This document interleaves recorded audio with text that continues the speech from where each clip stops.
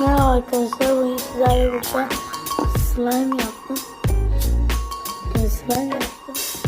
Pembe olduğu için aslında sabun pembe değildi, beyazdı. Ben koydum. Sim koydum diye böyle pembemsi bir renk aldı arkadaşlar. Neler oldu bilmiyorum.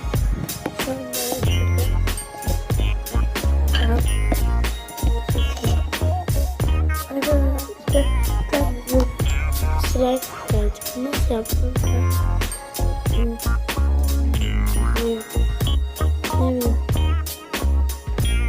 Sabun. Bir de sabunu iyice karıştırdım. Sonra da aynı şey koydum. Sim koydum. Dolaba koydum. 10-15 dakika beklettim arkadaşlar.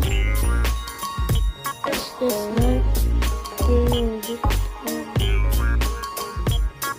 Bence pek olmadan elime bir şey yapışıyor. Avucumun üzerine çok feci yaptım. Aslında bunu bir gün bekletmeliyim arkadaşlar. Yine de az bir şey yapışıyor.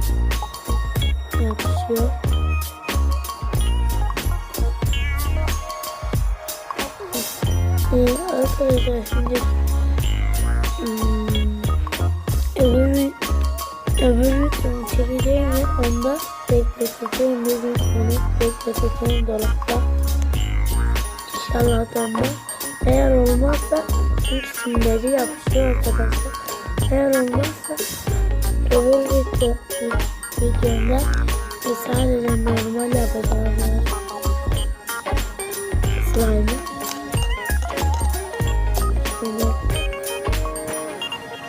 Arkadaşlar videomda burası ne görüyorum.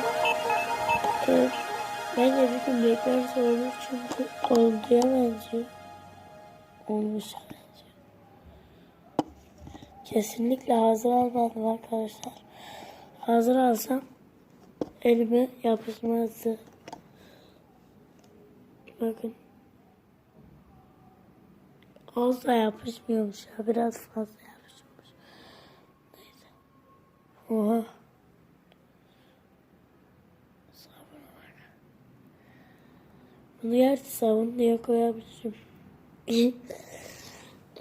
Bu videomuzun da burada sonuna gelelim arkadaşlar. Görüşürüz. Ve bay bay.